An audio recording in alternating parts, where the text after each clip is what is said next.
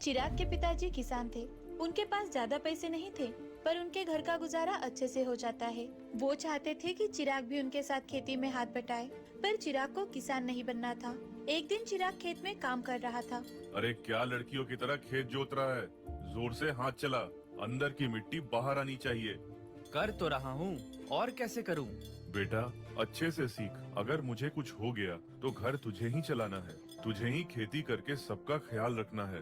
पिताजी, मैंने आपको 10 बार कहा है, मुझे किसान नहीं बनना है, मुझे खुद का कारोबार शुरू करना है। और बेटा कारोबार शुरू करने के लिए पैसे लगते हैं, और मेरे पास उतने पैसे नहीं हैं। इतने सालों में आपने कुछ पैसे जमा नहीं किए? मैंने बस 5,000 रुपए जमा किए हैं इतने सालों में। इतने पैसों में अगर कुछ कर सकता है तो कर ले। ठीक है, मैं इससे कुछ न कुछ शुरू कर लूंगा। अगर मेरे पैसे डूबे तो मेरे पास तुझे देने के लिए कुछ भी नहीं है, फिर तुझे किसान ही बनना पड़ेगा। चिराग अपने पिताजी से 5,000 रुपए लेकर शहर चला जाता है। चिराग शहर में गली गली घूमता है। वहाँ गोदाम में काम करने वाले लोगों को देखता है। वही एक गोदाम में पुराने कपड़े बिकते थे। चिराग गोदाम के मालिक के पास जाता है। क्या ये पुराने कपड़े बेचने के लिए रखे हो? नहीं, मैं पुराने कपड़े खरीदता हूँ। मतलब? देख भाई, काम का समय है, एक बार बोलूंगा, अच्छे से सुन। मैं पुराने कपड़े लेता हूँ, टी शर्ट या शर्ट के 30 रुपए और जीन्स के 60 रुपए, सारी सलवार सूट ये सब के 100 रुपए रहते हैं। जितने कपड़े लाएगा उतना पैसा मिलेगा, तब के तभी। अच्छा, समझ गया, मैं लेके आता हूँ। चिराग सोचता है पुराने कपड़े कहाँ से आएंगे कि तभी उसके पिताजी आते हैं। और कुछ रास्ता मिला क्या कारोबार का? वही सोच रहा हूँ। अच्छा पिताजी, यहाँ पुराने कपड़े कहाँ मिलते हैं? क्या पुराने कपड़े? अब तुझे पुराने कपड़े क्यों चाहिए? हमारे पुराने कपड़ों का क्या होता है? आप फेंक देते हो? नहीं, तेरी माँ उन कपड़ों का पोछा बनाती है। जब तक वो कपड़े अच्छे से फट न जाएं, उसके बाद ही फेंकती है।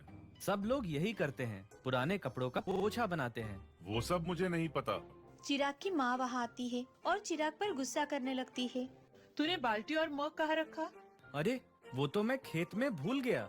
खेत में भी नहीं मिले, अब कपड़े कैसे धोऊंगी? अच्छा ठीक है माँ, कल मैं शहर से नया ले आऊँगा।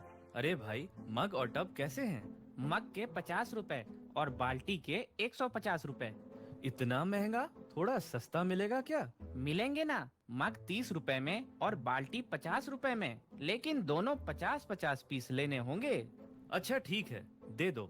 चिराग ने दिमाग में ही कुछ हिसाब किताब कर लिया था और दुकानदार को 4,000 रुपए दे दिए। इतने सारे टब और मग, मुझे तो एक ही चाहिए था। अरे बाप रे! आप एक बाल्टी और मग ले लो, बाकी के रहने दो। पिताजी, मुझे आपकी साइकिल चाहिए। ले, बाहर ही तो है।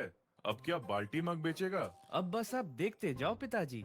चिराग साइकिल लेकर वेल्डिंग वाले के पास जाता है और अपने साइकिल के पीछे लोहे का बड़ा सा कैरियर बनवा लेता है, जिसमें वो बाल्टी और मग ले जा सके। और अगले ही दिन से चिराग ने अपना कारोबार शुरू किया। वो गांव-गांव घूमकर पुराने कपड़ों के बदले प्लास्टिक की बाल्टी और मग बेचने लगा। पुराने कपड़े लाओ और बाल्टी और मग ले जाओ। एक औरत बहुत सारे कपड़े लेकर आती है। आइए बहन जी, क्या क्या है इसमें? 4 साड़ियाँ, जीन्स और टी शर्ट भी है। इन सब के बदले 2 मग और 2 बाल्टी दे सकता हूँ। ठीक है, दे दो। चिराग लोगों के पुराने कपड़ों के बदले उन्हें टब और मग बेच रहा था। शाम होते होते चिराग के पास पुराने कपड़ों का ढेर था और उसके आधे से ज्यादा टब और मग खत्म हो चुके थे। इतने सारे पुराने कपड़े कहाँ से लाया और क्यों लाया?